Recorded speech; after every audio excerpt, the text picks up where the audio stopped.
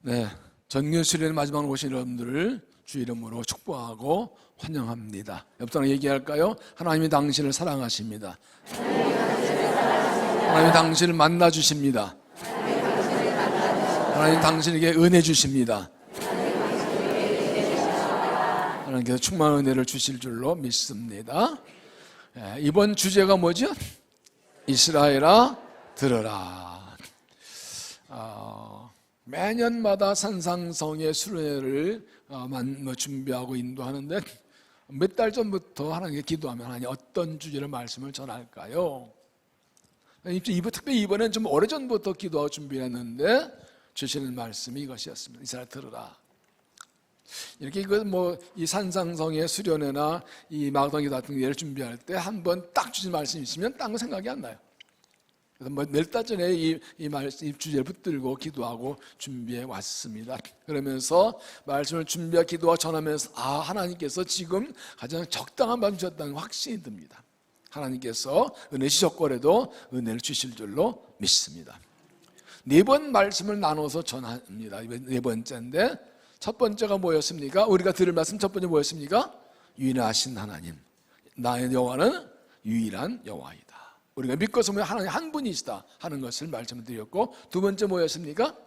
하나님을 사랑하라. 마음을 다하고 뜻을 다하고 힘을 다하여 주 너희 하나님을 사랑하라. 하나님을 믿고 섬기는 하나님을 사랑하는 것이다 하는 말씀드렸죠. 세 번째 무엇이었습니까? 오늘 아직 말씀드렸습니다. 말씀을 마음에 새기라. 이스라엘 들으라는 것은 하나님은 말씀하신 하나님이시죠. 말씀으로 천지를 창조하시고 말씀으로 역사를 주관하시고 말씀으로 우리를 새롭게 하시고 축복하시고 말씀대로 이루신 하나님이시죠. 그런데 그 말씀을 마음에 새게 된다. 오늘 이제 결론과 같고 이번 주제의 핵심과 같습니다. 말씀을 부지런히 가르치라 하는 것을 이제 말씀을 드리도록 하겠습니다. 오늘 말씀이 이번 이 전체 주제의 전체 주제이고 핵심이고 결론이 납니다.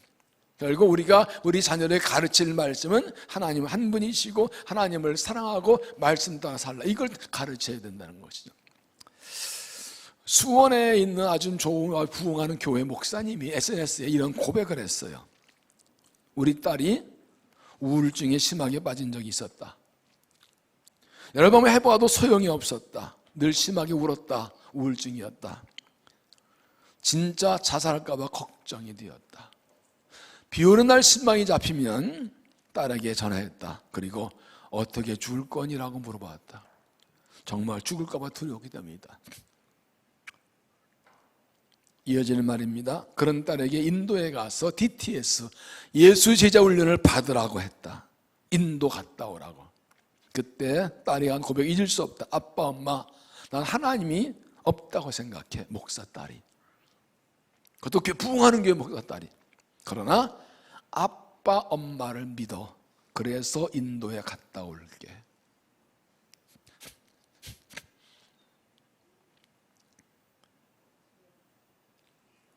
그리고 인도에 제자 훈련을 잘 받고 하나님 만나고 지금은 잘 믿고 있답니다. 이 모습의 고백이 중요합니다. 자녀들은 부모가 만난 하나님을 부모를 통해서 만나게 되어 있는 것이다. 이게 중요한 거예요. 자녀들은 부모가 만난 하나님을 부모를 통해서 만나게 되어 있다. 여러분, 목회를 잘한 목사의 딸도 우울증에 걸릴 수 있어요. 목사 딸도 하나님 안 계신다고 그럴 수도 있어요. 그런데 이 목사님의 딸은 아빠 엄마를 믿었기 때문에 아빠 엄마가 하라는 대로 했고, 그렇게 해서 아빠 엄마 만난 하나님을 자기 하나님으로 만났던 것이죠. 저는 이분의 이 고백을 보면서 눈물이 나더라고요. 그리스도인 부모가 할 일은 무엇이냐고요? 내 자녀가 나를 통해서 내가 만난 하나님을 자기 하나님으로 만나게 해주는 것.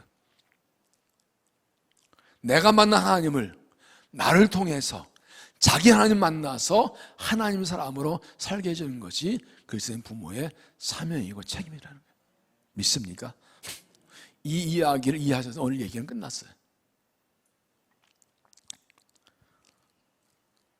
이 신명기 6장 이 말씀은 수없이 설교를 했습니다. 이렇게 네 번으로 나눠 설교한 건 처음입니다. 그만큼 중요한 말씀입니다. 창세기 18장 18절 말씀도 자주 인용했지요. 아브라함은 강대한 나라가 되고 천하 만민은 그로 하며 복을 받게 될 것이 아니냐. 내가 그로 그 자식과 권속에게 명하여 여호와의 도를 지켜 공의와 정의에 행하게 하려고 그를 택하나니 이는 나 여호와가 아브라함에게 대하여 말한 일을 이루함이라. 세 번역이 더 정확합니다. 내가 아브라함을 선택한 것은 그가 자식들과 자손들을 잘 가르쳐서 나에게 순종하게 하고 옳고 바른 일대로 하도록 가르치는 뜻에서 한 것이다. 이것 때문에 내가 너를 선택했다. 그의 자손이 아브라함에게 배운 대로 하면 나는 아브라함이 약속한 대로 이루어주겠다. 하나님께서 아브라함을 택하신 목적이 그 자손들에게 말씀을 잘 가르치는 것이라. 그래서 잘 배워서 그대로 하면 약속한 대로 그 자녀를 이루어 주시겠다는 거예요. 우리를 택하신 목적이 뭐라고요? 자녀들에게 말씀을 잘 가르치는 거라고. 그래야 마지막 날 주 앞에 섰을 때 착순하고 칭찬받게 될 것입니다. 오늘 본문 다시 봅시다. 이스라엘 들어라. 우리 하나님 여호와는 오직 유일한 여호와이시니 너는 마음을 다하고 뜻을 다하고 힘을 다하여 내 여호와를 사랑하라. 오늘 내가 네게 명한 이 말씀을 너는 마음에 새기고 내 자녀에게 부지런히 가르치며 집에 앉았을 때든지 길 갈 때든지 누울 때든지 일할 때든지 이 말씀을 전할 것입니다. 하나님 말씀 듣고 하나님만이 하나님을 고백하고 하나님의 사랑이 결단하고 말씀을 마음에 새기고 그 다음에 자녀에게 그렇게 가르치는, 이게 신앙의 모든 것이죠. 이게 전부예요. 결국 이렇게 가는 거예요. 그럴 때 우리 자손 대대로 하나님의 복을 받고 은혜 받고 살아가게 되고 우리의 가정을 통해서 하나님 뜻이 이루어지고 하나님 내려주고 영광을 하나님 영광 받게 될 것입니다. 믿습니까? 그러니까 우리 여기 좋은 나무 큰 나무 동단으로 지금 나와 있는데 내가 지금 말씀을 잘 배우는 게 중요한 거예요. 여러분도 전 부모가 될 거 아니에요. 내가 오늘 새 말씀인데 내가 말씀을 내면 잘 새기는 게 굉장히 중요해요. 내가 잘 듣는 게 중요한 거예요. 그래서 이렇게 우리 좋은 나무 큰 거 나온 게 얼마나 이쁜지 몰라요. 얼마나 귀한지 몰라요. 박수 한번 쳐줘요. 이야, 이들이 이렇게 여름 수레통에 은혜 받고 또 여기 작년 정리 또 나왔는데 이렇게 받으면 이들이 잘 어떻게 이제 기대가 되는 거예요. 신앙의 핵심은 하나님의 말씀입니다. 하나님 믿는 거, 하나님 말씀 믿는 것이고 믿는 것은 말씀대로 사는 것입니다. 그러므로 말씀을 마음에 새게 된다. 오늘 아직 말씀드렸습니다. 어떻게 마음을 말씀드린다고? 넌도 그것을 네 손목에 매어 기호를 삼으며 네 미간에 묻혀 풀어 삼고 또 내 집의 문설주와 그 벽감의 기록할지니라. 하나님 말씀을 손목에 매라는 것은 내 일하는 것도 말씀대로이라. 하는 일을 말씀대로. 이 미간을 붙이라는 것은 내 마음과 생각에도 말씀을 따라. 지금 문설주 바꿈을 치라는 것은 우리의 가정 전체를 말씀 울타리 치라는 것이죠. 그렇게 말씀을 새기고 그 다음에 말씀을 가르치는 것입니다. 하나님이 유일한 하나님을 믿는다면 이 하나님은 전에 가르쳐야 됩니다. 하나님 사랑하는 것을 보여주고 가르쳐줘야 됩니다. 하나님 말씀을 내 생긴 것을 알려줘야 됩니다. 말씀이 생명인 줄 알면 가르치지 않을, 전하지 않을 수가 없지요. 그러면 어떻게 말씀을 가르칠까 하는 것을 나눕니다. 첫째로 모든 상황에서 말씀을 가르치라. 여러분들은 모든 상황에서 말씀을 배우라로 알아들으면 좋겠어요. 지금 부모님들한테는 가르치, 여러분이 배우라 해요. 이해되셨죠? 감 잡았죠? 오케이, 콜? 예. 모든 상황의 말씀을 가르치라. 7절, 내 자녀에게 부전히 가르치며 집에 앉았을 때든지 길을 걸 때든지 누워있을 때든지 일어날 때든지 이 말씀 강론할 것이며 집에 있을 때나 길을 갈 때나 누울 때 일어날 때나 이 말이에요. 모든 상황에서 말씀하시라. 말씀을 가르치지 않아도 될 상황은 없다. 말씀 가지고 없는 상황도 모든 상황에서 이 말씀이요. 괴로우나 즐거우나 평안하나 문제 있으나 항상 말씀을 가르치라는 것입니다. 일이 잘 평안할 때면 일이 고난과 문제 있을 때도 그때가 말씀을 제대로 가르칠 기회예요. 그리스도인은 고난의 때 어떻게 믿음을 지키고 어떻게 마상 그거를 삶으로 말씀을 가르치고 함께 경험할 때인 것입니다. 그저 좀 보십시다. 집에 앉았을 때든지, 이 말은 가정이 말씀 교육의 현장이라는 것입니다. 이번에 우리 교회 전체 비전이 뭡니까? 가정에서 자녀를 주의 제자로. 교회와 가정이 함께 담대 신앙전선. 지금까지 많은 사람들이 아이들 교회 보내면 끝이라고. 아니라고요. 가정에서부터 시작돼야 된다고요. 가정에서 말씀 교육이 시작돼야 된다고요. 그것도 뭐래요? 길을 갈 때든지. 이게 뭘 말할까요? 길은 나가 다니는 생활이에요. 이건 생활교육이에요. 말씀을 그저 암송이 아니라 말씀대로 살아가는 생활교육을 하라고 그래요. 그래서 요즘은 생활선교사 이런 말을 해요. 뭔 선교사요? 생활선교사. 이런 교육 훈련들이 많이 있어요. 우리는 하나님 나라의 백성으로 하나님의 부름 받고 말씀 들고 생활적으로 나가서 말씀대로 사는 거라고요. 뭐 인도네시아나 뭐 태국이나 필리핀이나 아프리카 이런 데 가서 우리 삶 현장이 선교지라고요. 그래서 생활 선교사 일터신앙 그렇게 말을 하죠. 같은 얘기예요. 나들 말씀에서 말씀을 읽고 듣고 배우고 묵상하게 마음에 새긴 게 전부가 아니라 행하는 게 진짜라고요. 어디서요? 삶 현장에서요. 길에서요. 그래서 말씀은 생활신앙으로 훈련되고 실천되도록 가르치는 것이죠. 그 다음에요, 누워있을 때든지, 이걸 다른 말로 베갯머리 교육이라고 그래요. 아이들이 어릴 때, 아이들이 누워있을 때 베갯머리에서 아이들에게 성경 읽어주고 기도해주고, 어릴 때부터 이렇게 하는 것입니다. 이 나이신 분들이 손주가 생각이 나시죠? 이거 어릴 때 해놓으면 아이들 왜 안 해주냐 그래. 어릴 때부터 그거 들려줘야 되는 거죠. 일어날 때든지 하는 말씀은 밥상머리 교육이다. 일어나서 모여있을 때. 밥상머리 교육은 밥 먹을 때 야단치는 얘기가 아니고 여기서 가르치는 건 이야기하는 겁니다. 밥 먹을 때에도 신앙 얘기, 말씀 이야기, 말씀 살아온 이야기, 간증, 어려움 등을 이야기 나누는 것이죠. 여기서 부지런히 말하는 원문의 뜻은 날카롭게 학교하다, 찌르다는 뜻이에요. 그래서 말씀을 칼로 찌르든 새기든 마음에 깊이 새겨주라는 것이죠. 유대인들은 금요일 안식일 전에 온 가족이 모여 식사하고 말씀을 나눕니다. 아버지가 가지 제사장같이 그 한 주 다 살아온 이야기를 나누고 말씀을 가르치고 나누고 대화하는데, 이 유대인이 유한 이 대화법을 뭐라고 하는지 아세요? 하브르타. 들어봤어요? 하브르타 들어봤어요? 들어본 사람? 그거 몰라.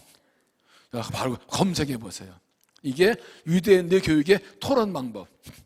아마 이미 KBS에서 벌써 오래전에 하브르타 이 유대 교육 방법을 특집으로 한 적도 있어요. 책도 많이 나와 있어요.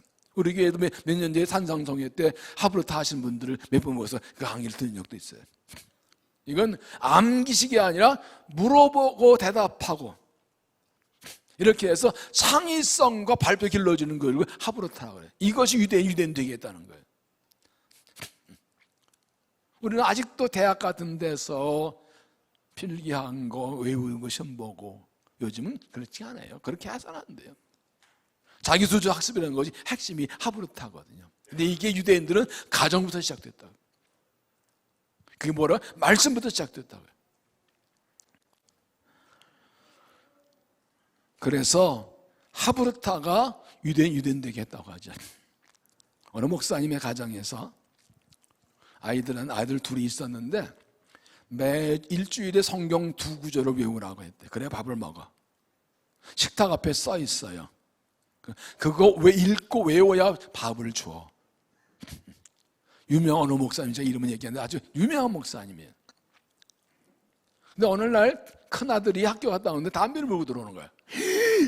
담배 껌인데 문방구에서요 담배 모양 껌을 파는 거예요. 난 그 사장 찾아가서 좁혀고 싶어.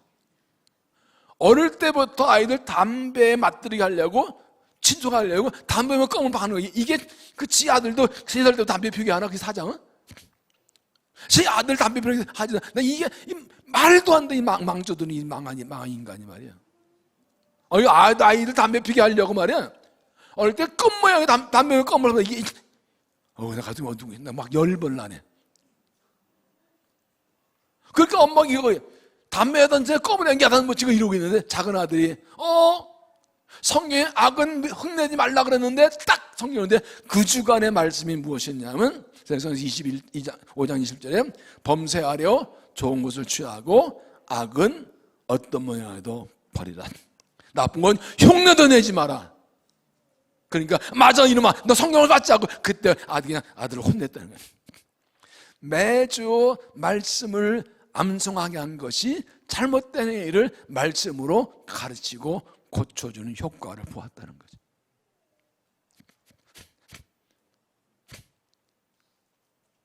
이래도 안 할래요? 여러분, 말씀을 매일 읽고 묵상하고 말씀을 암송하는 것이 그 당시는 모르는데 어떤 어려운 거 문제가 있을 때 말씀이 나를 판단의 길을 인도해 주는 거예요. 마지막에 말씀드렸는데 요한 14절 보면 성령께서 주의 말씀을 생각나게 하신다 그랬거든.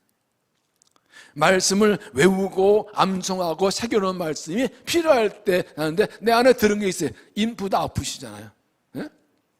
컴퓨터죠. garbage in, garbage out이죠. 쓰게 나온다. 그러나 말씀 넣으면 말씀이 나오는 거라고요. 이게 항상 다른 거예요.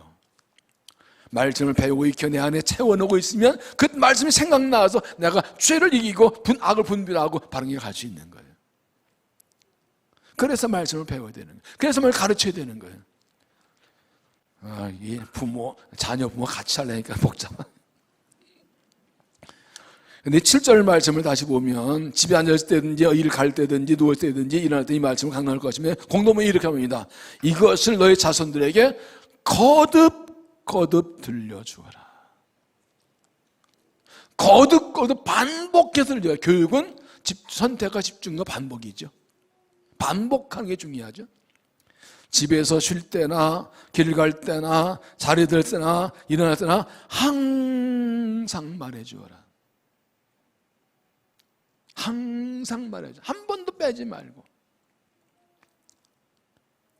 자녀들에게 말씀 같은 어떤 핑계도 이유도 변명일 수 없고 가장 급하고 가장 중요하고 가장 시급한 일이라는 거예요. 부모가 말씀을 마음에 새기고 내 자녀에게 부지런히 가르치는 것이 내가 잘 되고 가정이 잘 되는 길입니다. 말씀 함께 읽고 묵상하고 말씀 나누고 말씀을 나누는 것들, 그렇게 우리 아들, 딸, 내 자녀들에게 말씀을 새겨주어서 평생 말씀대로 살고 말씀 복을 받는 가정을 세우시기를 주 이름으로 축원합니다. 두 번째, 모든 방법을 동원해서 말씀을 가르치라. 모든 방법을 동원해서 8절 너는 또 그것을 내 손목에 매어 기호를 삼으며 내 미간에 붙여 표로 삼고 또 내 집 문설주와 학금을 기록할지니라. 공동문역은 내 손에 매어 표를 삼고 이마에 붙여 기호를 삼아라. 문서 대문에 써붙여라.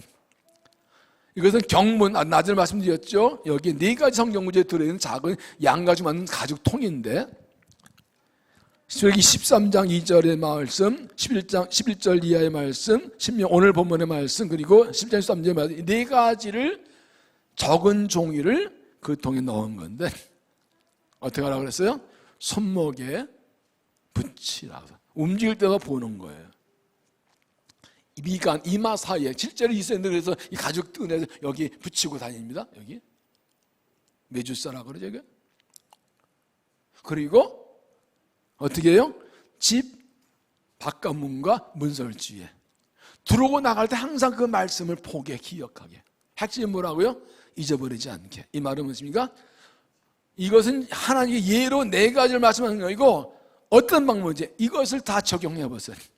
현대에서 어떻게 할까요? 여러분 스마트폰에 배경화면 뭐야? 네?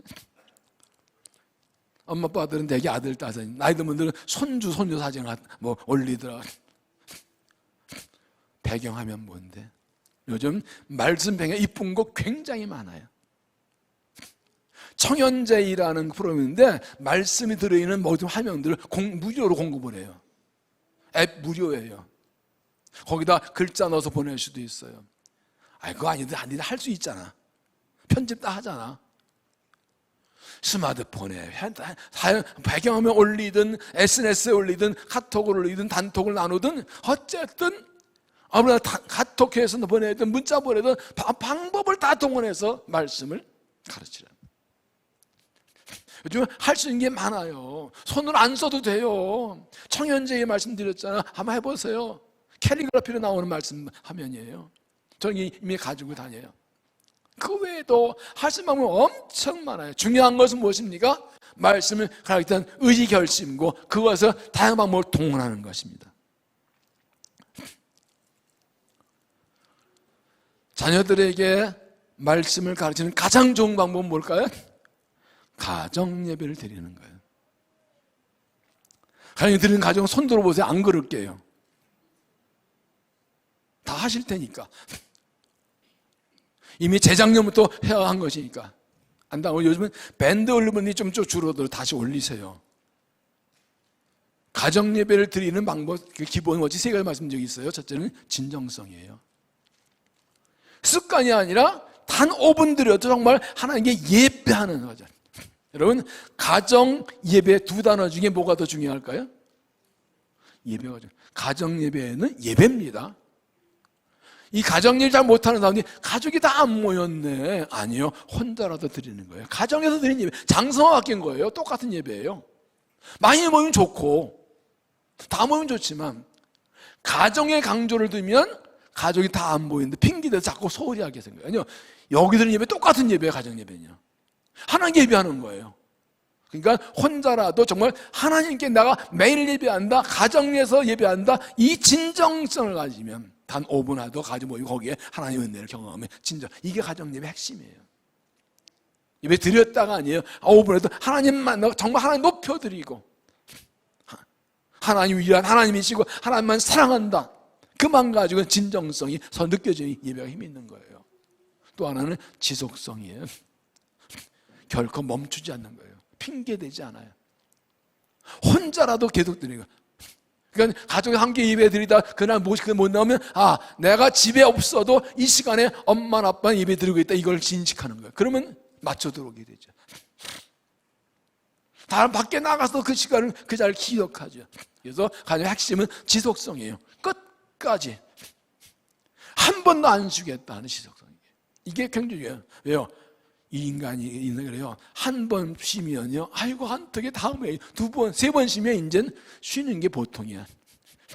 습관돼 가지고 이제 심각하고 죄책감도 없어져. 한 세 번 빠지면 모든 게 그러죠. 주일날도 그렇잖아요.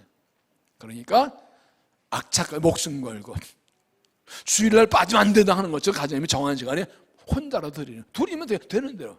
이게 지속성이, 이게 핵심이에요. 세 번째가 뭐예요? 공동체성이에요. 나 혼자 하면 안 돼요. 교회가 같이 하잖아. 목장이 같이 하잖아. 왜 밴드 올리라고 그래요? 그렇게 서로 격려하는 거예요. 우리는 예배는 공동 예배지요. 가정들이지만 전체 교회가 다 하는 거지요. 거기에 내가 공동에 참여하는 거죠. 그게 힘을 주는 거예요. 오늘따라 지판이 없네. 다시 말해서 첫째 뭐예요? 진정성. 두 번째 지속성. 세 번째 공동체성. 이번 주부터 밴드에 막 올라오겠다 이제. 그래도 안 올린다면 여러분, 내가 뭘 가르치는 게 함께 모여서 정해진 본문을 읽고 이야기 나누고 기도하고, 이보다 더 좋은 게 어디 있어요? 이보다 더 좋은 게 있어요. 내가 이러다 말씀 배우고 엄마 왜 그러는데, 가정 예배 다 해주는데 왜 못해요? 왜 안 해요? 여기에 생명이 있는데. 좋은 남동생 요즘 가정 예배 왜 안 올리냐? 니는 뭐 했었잖아. 어디 갔어? 신이 어디 갔어? 숨어있냐? 너 잘 안 올리냐 좀? 그래요. 우리 좋은 남동생도 한동안 이제 하겠지만 또 자기들끼리 모여서 나한테 했었잖아. 이 공동체성이 중요한 거예요. 어릴 때 엄마 아빠 함께 가정 예배 드리고 찬송 기도하고 말씀을 나누고 그냥 그 경험이 평생 하는 거예요. 지금부터라도 하세요. 자녀들이 멀리 떨어져 있어도 이 시간 예배한다고 알려주세요. 너 멀리 딴 지방 살아도 이 시간 우리는 가정님이 되면 너를 기도한다고 알려주세요. 여러분 먼저 시작하세요. 엄마 아빠 기도하지 말고 둘이 사세요. 왜 거꾸로는 못해? 가지 말고 부모만 해야 돼요? 여러분이 주관할 수 있어요. 그게 여러분의 생명을 살리는 거예요. 평생 말씀 살아가는 거, 그 습관을 들이는 거 얼마나 중요한데. 이것만 한 시간 했으면 좋겠는데. 감리교 창시자 존 웨슬리 어머니 수잔나 여사는 12명의 자녀들을 훌륭히 길러냈습니다. 어떤 사람이 당신의 자녀 교육의 비결은 무엇인가 묻자 이렇게 답했습니다. 나는 우리 아이들이 머리가 크기 전, 즉 다 정확히는 5살이 넘기 전에 그들의 의지를 꺾어서 하나님 말씀에 순종한 법을 가르쳤습니다.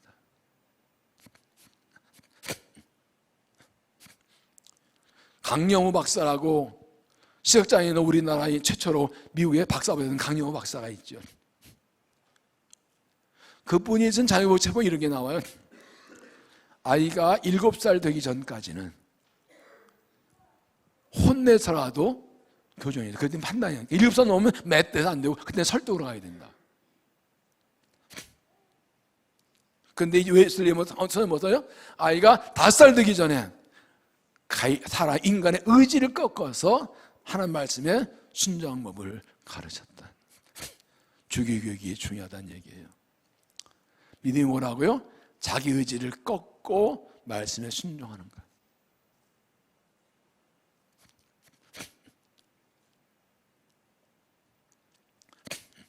이게 안 되면 자기 의지가 살아있으면 세상 살아가서 유혹들은 그냥 넘어가요. 왜 해야 되냐고 그래요. 어릴 때 할수록 좋은 거예요. 한 번은 수잔나 여사가 똑같은 일이 발명해서 자녀에게 20번이 똑같은 잔소리를 했대요. 보다 못한 남편 웨슬리 목사님이 어떻게 당신은 똑같은 소리를 20번 할 수 있냐고 그랬더니 이렇게 말했대요. 만약 제가 19번만 하고 죽는다면 어떻게 되었을까요? 뭘 말합니까? 말씀대로 살 때까지 계속 가르쳤다는 거예요. 포기하지 않고. 20번까지 아니고 19번 멈춰도 어떻게 해서 그런 아이들 다 망가지는 거지.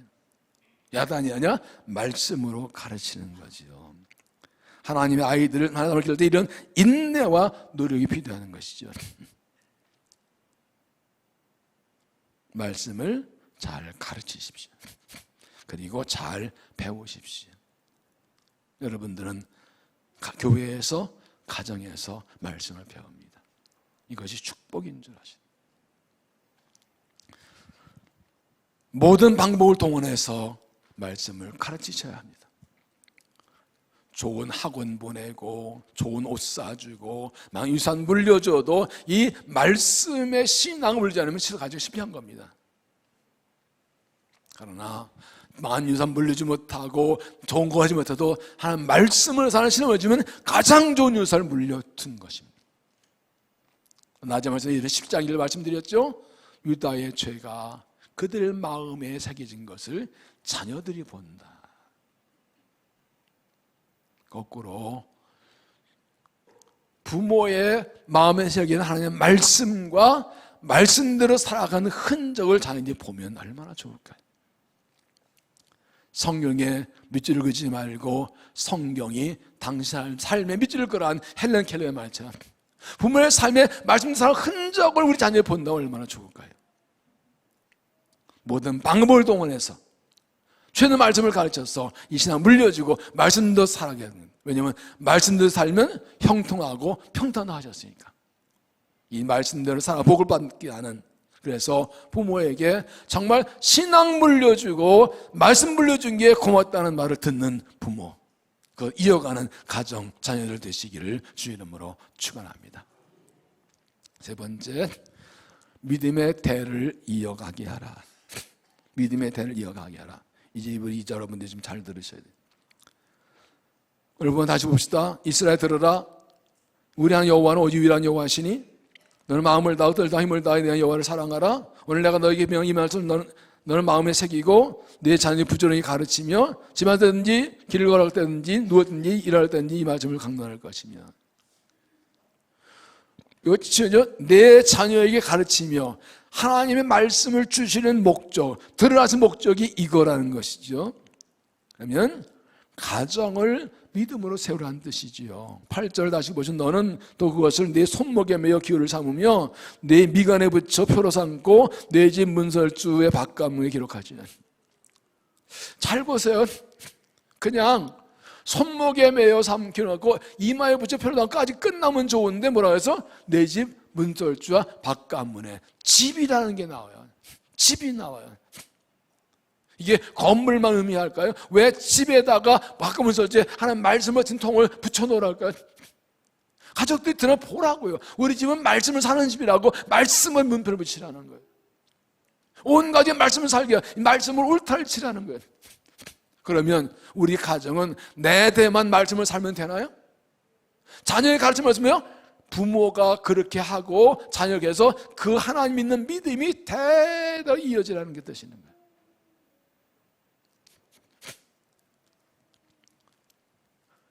내 자녀에게, 내 집에 이게 중요한 겁니다. 하나님은 내 하나님, 우리 아들, 딸의 하나님, 손주의 하나님. 맞습니까? 맞습니까? 내 하나님 끝나면 안 되잖아요. 출애굽기 2장 23절에 보면 이런 말씀이 있어요. 여러 해 후에 애굽 왕은 죽었고 이스라엘 자손은 고된 노동이 말미암아 탄식을 부르시니 그 고된 노동으로 말미암아 부르는 소리 하나님께 상달된지라 하나님 그들의 고통소리를 들으시고 하나님이 아브라함과 이삭과 야곱에게 세운 그 언약을 기억하사 하나님 이스라엘 자손을 돌보셨고 하나님 그들을 기억하셨다. 뭔 말이냐면 야곱 때에 요셉이 총리가 됐을 때 야곱 가족 70명이 애굽으로 이주해 갔고 그 후에 크게 번성했죠. 그런데 요셉을 모르는 왕이 일어나서 이스라엘 백성들을 괴롭힙니다. 노예를 시키고 람세 국고를 짓게 하고 이때 하나님의 이스라엘 백성들이 힘들어요 부르짖었다. 하나님께서 그 글을 들으시고 언약을 기억하셨대요. 어떤 언약이요? 아브라함과 이삭과 야곱에 주신 언약. 그 언약의 내용이 뭐예요? 가나안 땅. 아니 고통이 부르짖는데 하나님께서 구해주겠다가 아니라 그의 조상에 주신 언약을 기억하셨대요. 하나님의 언약은 아브라함, 이삭, 야곱 한참 후여서 한참 후에 그의 후손들까지도 적용되더라는 거예요. 창세기 15장 하나님께서 아브라함이 말씀하시기를 내 자손이 이방인의 나라 가서 객이 되었다가 네 대만에 돌아오겠다 하신 말씀이 있어요. 그대로 모세를 보내셔가지고 이 말씀을 하시고 이제 3장 가면 모세 보내셔가지고 이스라엘을 구원해서 가나안 땅에 인도하시는 거예요. 이게 뭘 말합니까? 하나님의 언약은 나에게서 끝나지 않는다. 자손 대대로 가는 거라고. 사실 생각해 보시면 아브라함은 그 땅에 들어가 살았지만 그 땅에 나그네 살았어요. 그 소유권은 없었어요. 그저 막벨레 동굴 하나 자기 아내 묘지 하나뿐이었어요. 그러나 그게 상징이었죠. 하나 약속의 땅이라고 돈 주고 산 그 땅이니까. 이삭 또 다음에 살았어요. 야곱 그 땅에 돌아서면 자기 거 아니에요. 그런데 하나님께서 요셉 때 번성케 하시고 결국 약속대로 돌아서 그 땅을 주셨다는 거지. 이게 뭐 성경 나온 얘기 아니지만 그 경험상 보면 아브라함처럼 처음 예수 믿는 1대 믿는 사람들은 하나 약속받지만 그게 자기가 다 누리지는 못해요. 이삭 또 그래요. 이삭도 야곱 하나 낳았잖아요. 에서 둘 중에 하나. 야곱 때 12아들이 돼요. 그리고 진짜 번성은 요셉 때 되는 거예요. 그래서 하나님께서 긴 역사를 우리의 대를 통해 일하시기 때문에 하나님의 축복이 멀리 우리의 후손 1, 2, 3, 4, 5, 6, 7, 80 때까지 보고 하는 주신 약속입니다. 거기까지 뭐해서 내 자손이 하늘의 별같이 바다 모래같이 많겠다. 아브라함이 이제 아들 하나 낳았는데 하나님 약속 뭐래요? 하늘의 별같이 바다 모래 많겠다. 이게 상상되는 얘기냐고요. 하나님은 멀리 보시는 거예요. 하나님 그걸 기억하셔서 애굽 땅 들어가서 고통당하니까 약속한 거 잊지 하고 그 약속을 이루시려고 끌어내셨다는 거예요. 이게 뭘 말합니까? 이 하나님의 언약이 자손대대로 이어갔다는 걸 말해요. 그래서 야곱이 애굽에 가서 죽었을 때 가나안 땅에 장사하고, 요셉이 죽을 때 뭐라 그래요? 창세에 나오죠. 하나님께서 반드시 당신들을 그 땅으로 인도할 것이니 그때 하나님 우리를 불러서 가나안에 갈 때 내 해거를 가져다가 그 가나안 땅에 묻어달라고. 나는 약속의 땅에 묻히겠다고. 그래서 출애굽기 마지막 보면, 출애굽기 보면 이사벨 나올 때 요셉의 해거를 가지고 나오고 여호수아가 가서 그 땅에 요셉의 해거를 묻었다라고. 이게 뭘래요? 언약의 성취인 거예요. 여러분, 복 주세요 그러는데 어디까지 바라시는 거예요? 우리 엄마 아빠 복 받고 내 복 받고 끝나는 거라고? 아니요. 여러분도 여러분 뒤에 2대, 3, 4대, 5대, 10대까지 봐야 되는 거예요. 그렇게 기도해야 되는 거예요. 너무 엄청나? 아니, 성경이 그래. 이 하나 일하시는 거야, 이게. 히스기야 3장 6절에 나는 내 조상의 하나님이니 아브라함이 이삭이 야곱의 하나님이라. 마태복음 3장 21절도 나는 아브라함이 이삭의 하나님이요 야곱의 하나님을 알지 못하냐. 아브라함 하나님이 아들 이삭의 하나님이시고 이삭이 야곱의 하나님이시고 야곱은 요셉의 하나님이시고 이삭 하나님이시고. 그렇게 하나님은 그 언약이 대대로 이어가기 때문에 그 언약이 이어가려면 그 믿음이 이어가야 되는 거죠. 믿음이 끝나면 언약이 끝나는 거잖아요. 이걸 신약으로 본 중요한 말씀이 나와요. 사도행전 2장 17절을 보면 오순절에 성령 받은 후에 사람들이 술 취했네 그러니까 아니라고 하면서 이 베드로가 이 요엘서의 말씀을 인용을 이렇게 해요. 하나님 말씀하시기를 말세 내가 내 영을 모든 육체에 부어주리니 너희 자녀들은 예언할 것이요 너희 젊은이는 환상을 보고 너희 어들기들은 꿈을 꾸리라. 하나님이 성령을 주시면 자녀들도 젊은이도 노인도 꿈꾸고 환상 보고 예언한대요.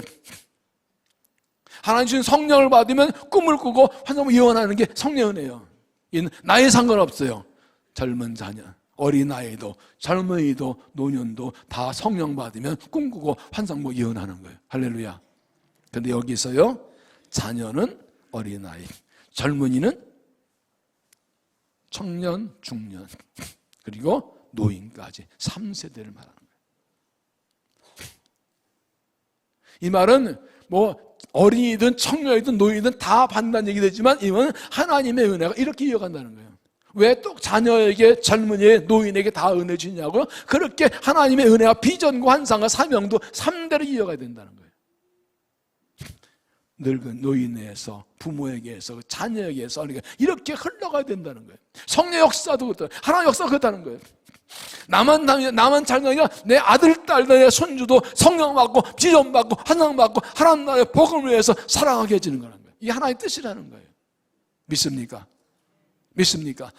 그러면 어떻게 해야 돼요? 우리 자녀를 가르쳐야죠. 믿음을 이어줘야, 성령 받게 해줘야죠. 성령의 은혜를 경험하게 해줘야죠. 비전 환상 보게 해줘야 되죠. 이번 은혜만 여러분을 위한 그 기도 제목이 첫 번째 무엇인가? 우리 자녀 다음 세대 하나님을 만나게 하옵소서. 하나님 꿈과 비전을 발견하게 하옵소서. 하나님 내 가르치신 왕이신 하나님 만났어요? 그 하나님 내 하나님이시라. 이번이 마찬가지요. 여호와 하나님이 내 하나님이죠. 창조 하나님이 내 하나님이시라고요. 그 하나님께서 나를 부르신 목적이 뭐예요? 하나님 나를 세우고 꿈과 비전을 주신 거예요. 아브라함에게 말씀하신 거예요. 너를 통해 복받을 것이다. 사람 모든 만민이 널 복받을 것이다. 하나님 나라 이런 꾸심이잖아요. 이삭, 야곱 마찬가지야. 성령 주는 것도 뭐예요? 땅까지 복음 증거하라. 하나님 똑같은 거예요. 그런데 이것이 자녀에게, 젊은이에게, 노인에게 부모 은혜 받고 할머니 은혜 받고 그것이 그 아들, 딸, 자녀도 이렇게 3대가 이어져 가는 것. 이게 하나님의 뜻이고 부르심인 것입니다. 여기 손주가 와 있는 분 손 들어보세요. 혹시 손주가 여기 이 시간 예배에 참석해 있는 어디 손주 어디 있어? 이게 기가 막힌 거예요. 3대가 아니라 같은 말씀 듣고 같은 은혜 받으면 얼마나 귀한 거예요. 그걸 이어가야 되는 거예요. 우리 아들, 딸 하나님 건강하게, 우리 손주 건강하게, 지혜롭고 총명하게, 공부 잘하게, 좋은 이거 아니라 어릴 때부터 성령 받고 비전 붙들고 알고 그거 할머니 아버지 기도해야 되는 거예요. 놀랍게도요, 세계 쓰임받은 귀한 종들 중에서 초등학교 4, 5학년 때 6학년 때 성령 부임 받고 간 분들 꽤 많아요. 수원기 정필도 목사 아니면 초등학교 6학년 때 한강변에서 백사장에 가만히 집어쓰고 기도하고 은혜 받고 평생 쓰임 받으셨어요. 초등학교 6학년 때요. 옛날 부흥회는요 이렇게 했어요. 아니, 저 다 왔어요. 저 어릴 생각나요. 부흥회 하면 어른 아이 다 초등학교 다 같이 참여 은혜 받는 거지 어른 뭐 따로 안 했어요. 부흥회. 왜 같은 말씀인데 뭐. 여러분 제가 하는 말이 좀 어려워요? 이해 못 하겠어? 내가 목사 하는 말이 이해가 전혀 안 돼? 못 알아듣겠어? 내가 미국 말 하냐? 헬로? 일본 말 하냐? 아니잖아. 하나님의 말씀을 성령하시니까 다 알아듣는 거예요. 다 느끼는 거예요. 하나님께 동일하신 하나님이신데 무슨. 그러니까 우리가 나이가 들었든 젊었든 어리는 아이든 행시 뭐예요? 믿음을 잘 이어받고 물려주고 이어받는 거예요. 여러분이 잘 물려받고 배워서 여러분 아들, 딸들도 물려줘야 되는 거예요. 거기까지 여러분의 비전이 확장돼야 돼요. 거기까지. 너무 멀리 말 10대는 멀다 그지? 딱 3대만 하자. 여러분도 똑같이 부모님 우리끼리 얘기해. 여기 놔두고 우리끼리 얘기해. 예? 내 아들, 딸, 내 손주까지. 내 아들, 딸, 내 거기까지 기도하라고. 진짜야. 괜히 설교하는 얘기, 진짜 성경이 아브라함, 이삭, 야곱의 하나님이잖아. 그리고 여러분들은 4대, 5대 기도해야 되는 거예요. 이 하나님의 뜻이에요. 알아들었어? 부모가 믿어도 나부터 3대. 부모님 받았지만 부모님 빼고 나부터 3대. 신앙은 내가 나와 하는 관계니까 나부터 시작 3대. 나부터 시작해서. 알았어? 4대, 5대 따지면 그 부모 받은 거 감사한데 하나님 앞에 설 때는 나부터 3대라고.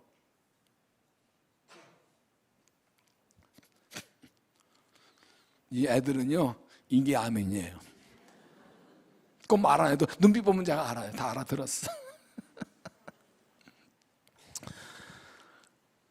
우리 아이에 보면 할 말이 참 많습니다. 제가 몇 년 전에 김영청 목사의 아들이 성훈이가 고등부 졸업하고 청년부 올라왔는데 제가 설교다 보니까 제가 담임 목사 설교를 알아듣겠나 싶더라고요. 이제 20살인데 이제 고등학교 졸업하고 올라왔는데 물어봐서 김 목사 물어봤더니 알아듣는데 다 얘기하더래서 다행이다 그랬어. 말씀은 통하는 거예요. 영은 통하는 거예요. 누가 다 똑같죠 뭐. 제가 매월 첫째 주에 우리 큰 나무당산 설교하는데 여러분 설교 똑같은 설교합니다. 보면 뭐 못 알아듣는 말 있어? 네? 있다 그러면 안 되지. 참 감사해요. 우리 청년들이요 담임 목사가 하는 설교를 똑같이 하는데 잘 받아요. 감사해요. 왜요? 말씀은 통하는 거예요. 영은 통하는 거예요. 그걸 기억하십시오. 아브라함 하나님, 이삭의 하나님, 야곱의 하나님. 하나님께서 이스라엘 백성이 애굽에서 고통과 부르짖을 때 아브라함과 이삭과 야곱에 주신 언약을 기억하셨더라. 그 언약을 이루시려고 모세를 건져내셨더라.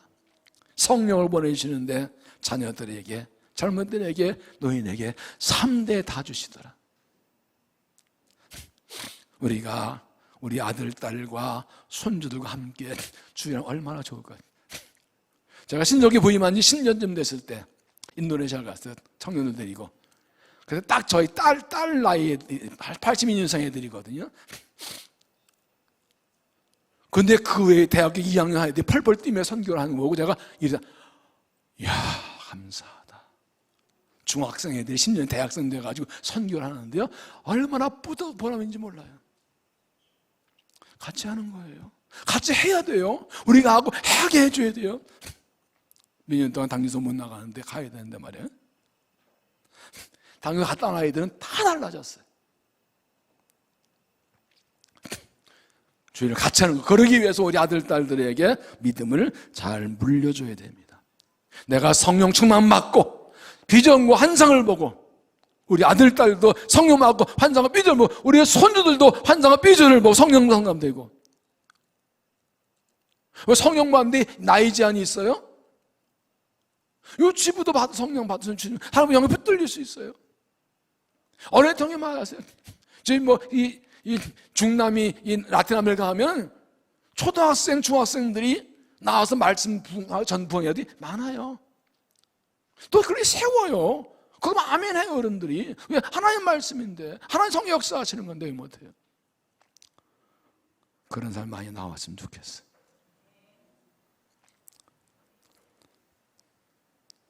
우리에게 하나님의 영을 부어주시기를 구하고, 주시는 꿈을 꾸고 환상과 비전을 보고 하나님의 하심을 예언하는 부모들이 되시기 바랍니다.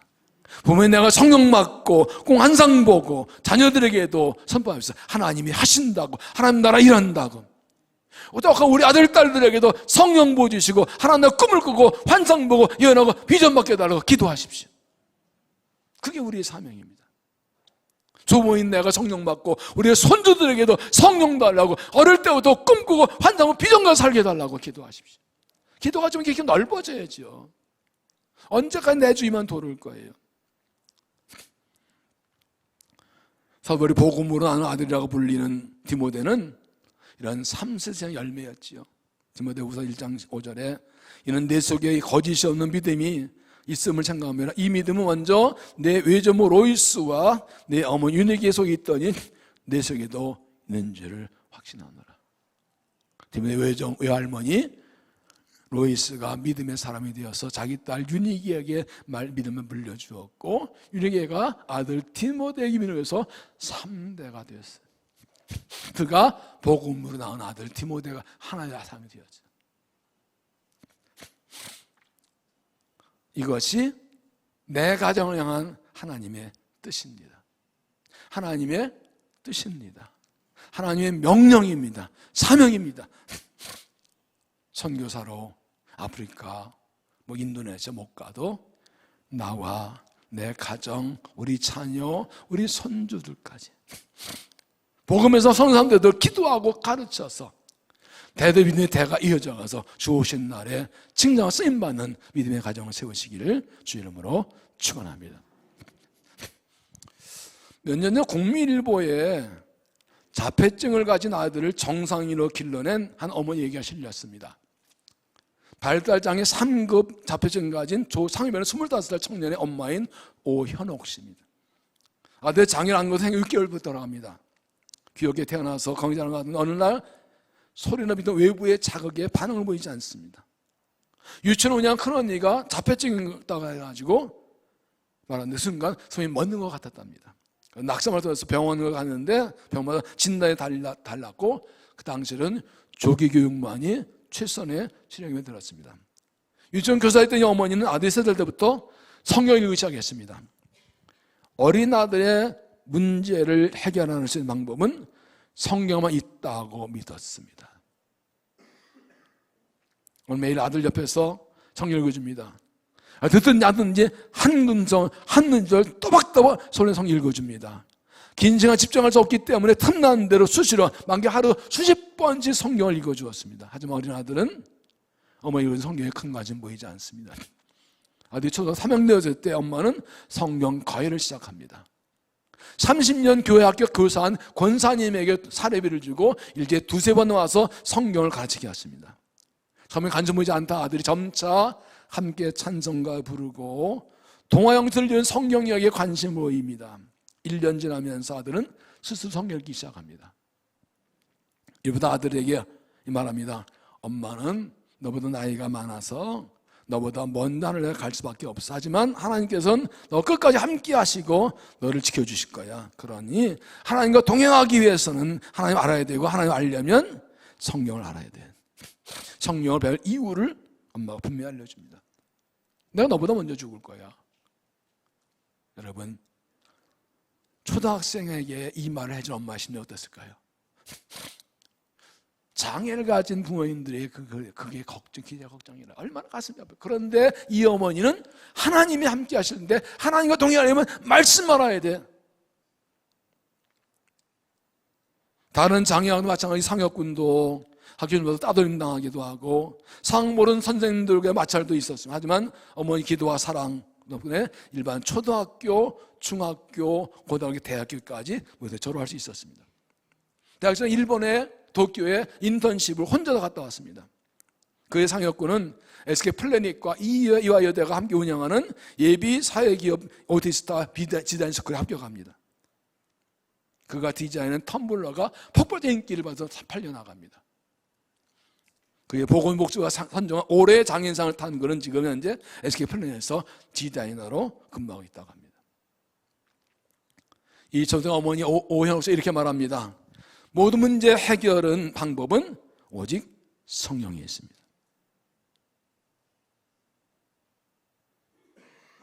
모든 문제 해법은 오직 성령에 있습니다.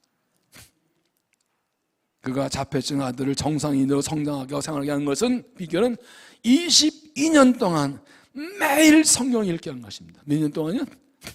22년이요. 말씀을 신하는 건 장기전이에요. 평생 가는 거예요. 가정예배 한 늑덜도 이거 중간 멈춘다고요? 그래가는 안 돼요. 장애인 아들이 스스로 인생을 살아가게 해주려 엄마가 선택한 것은 매일 성경을 읽으시고 성경 과외까지 했습니다.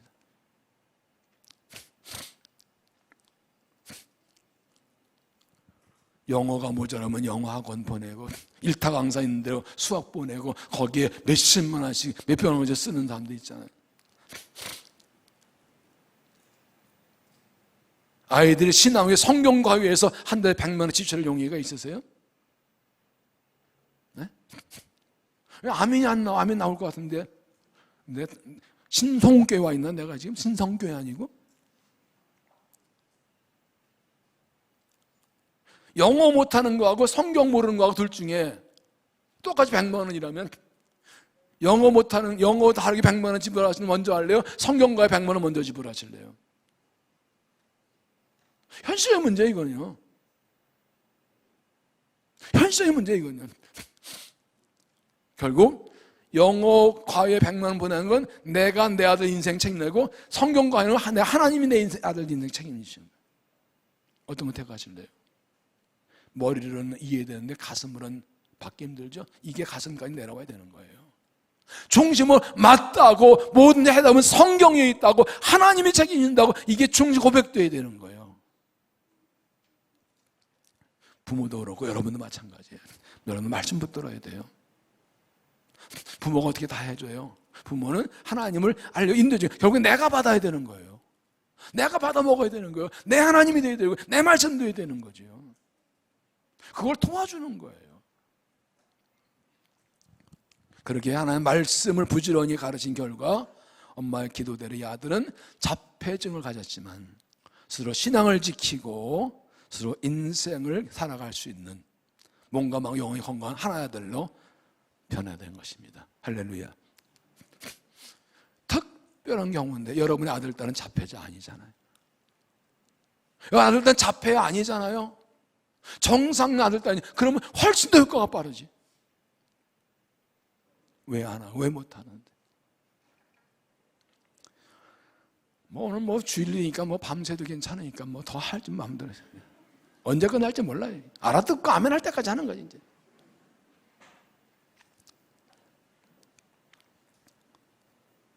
6절 오늘 내가 네게 명하는 6절 7절 같이 읽습니다. 시작. 오늘 내가 네 명하는 이 말씀을 너는 마음에 새기고 네 자녀들에게 부지런히 가르치며 집에 앉아있을 때든지 길을 갈 때든지 누울 때든지 일어날 때든지 이 말씀을 강론할 것이며 공동번역은 거듭거듭 가르치고 항상 말해주라 그랬어요. 아까 이 자폐 조상교 어머니의 말이 있잖아요. 엄마는 너보다 먼저 하늘 나라 갈까요? 이건 정해진 사실이죠. 거의 일반적으로. 그러면 내가 하나의 부름받아 주님 나라 가고 세상 떠나는 우리 아들, 딸은 어떻게 살고 있을까? 어떻게 내가 세상 하나님보다 먼저가 되고 내가 죽고도 아들, 딸이 은혜 가운데 복받고 살게 해줄까? 그건 내 책임인 거예요.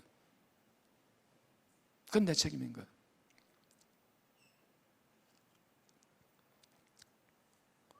그것만이 보람이지요. 어릴 때부터 말씀을 따라 살아서 연약을 경험하는 것. 이것이 신앙력이죠. 가정예배 드리는 거 끝나지 않고 실제로 가정예배에서 말씀대로 살아서 실패했던 것도 이루어진 것도 나누면서 같이, 이게 삶으로 말씀이 익혀나가는 거죠. 그렇게 할 때 평생, 아니 우리 아들, 딸 뒤에 3대까지도 복받고 살게 될 것을 믿습니다. 모든 상황에서 말씀을 가르치십시오. 집에 앉아있을 때든지 길에 든지 눈이나 든지 말씀을 가르치십시오. 말씀을 가르치려 결심하면 못할 수 있는 상황은 없습니다. 뜨시는 길이 있다고 뜻이 하는 길을 보여주십니다. 모든 방법을 동원해서 말씀을 가르치십시오. 손목에 메고 이마에 달고 지금 문설저 문지방에 달듯이 부지런히 가르치십시오. 여러분도 방법 다 동원해 말씀을 배우십시오. 부모가 가르치는 것만 가지고 내가 내 믿음을 채우는 훈련을 하셔야 돼요. 선생님들 도움받아서 말씀을 익혀나가야 됩니다. 믿음의 내가 이어가게 하십시오. 말씀을 그냥 읽으라 하지 않고 집에 바꿔먹으면서 하는 것은 말씀 자체로 가정을 세우라는 것이죠. 그것이 대대로 이어지는 거예요. 자녀는 더 가르치게 되니까.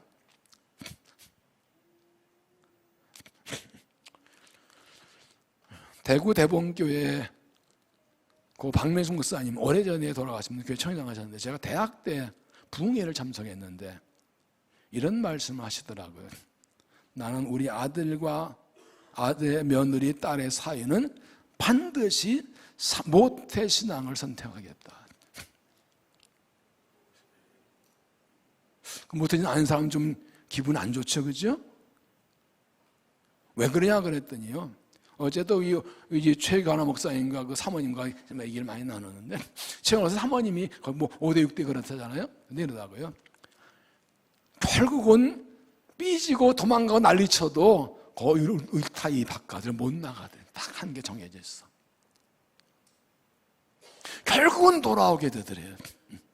이게 모태신앙 안 모태신앙을 가르자는 얘기가 아니라 우리가 지금 우리 자녀 손들에게 믿음이 얼마나 중요한지를 말해줘요. 이제부터 이어가게 하는 걸 중요한지 말해줘요.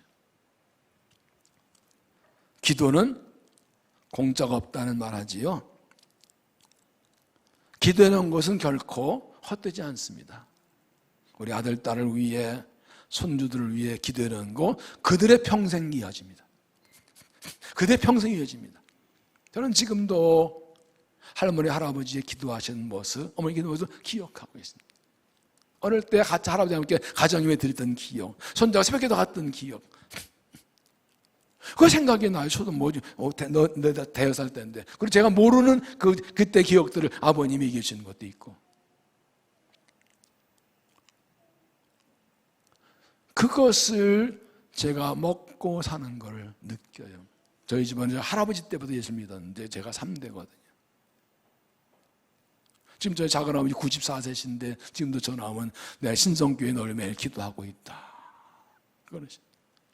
그 얼마나 여러분이 아들, 딸들에게, 손주들에게 할머니 기도하고 있어. 이 기도가 그들의 평생에 가는 거라고. 여러분은 그 기도 먹고 사는 거예요. 여러분의 어머니, 아버지, 할머니, 할아버지, 교회 어른들이 다 여러분의 영적 부모님들 아니에요? 그 기도 먹고 사는 거. 여러분 다 이어줘야 돼요.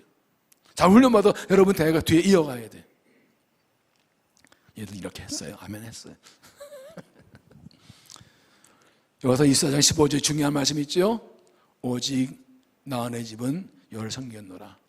여호수아가 하나님 말씀 따라 못을 이어서 가나안 땅을 다 정복하고 분배해주고 마지막 죽을 때마다 한 말입니다. 자, 너희들 선택하라. 하나님이든지 이 땅 족속이든지 선택하라. 너희들 어떻게 하든 말든 오직 나의 집은 여호와만 섬기겠노라. 할렐루야. 누가 뭐래도 우리 집은 하나님을 섬기겠다. 이 결단이. 우리의 핵심이 되어야 되겠죠. 하나님의 말씀을 마음에 새기고 잘 가르쳐서 믿음을 세우고 가정을 세우고 담대를 세워나가서 하나님 기뻐하시는 복을 받고 증거도 간증이 넘치는 귀한 삶 되시기를 주 이름으로 축원합니다. 기도하겠습니다. 하나님, 이 어려운 때에 세상 흐름 따라가지 않고 말씀 따라 살게 하시려고 이스라엘 드러난 주제로 전근순을 열어주심을 감사합니다.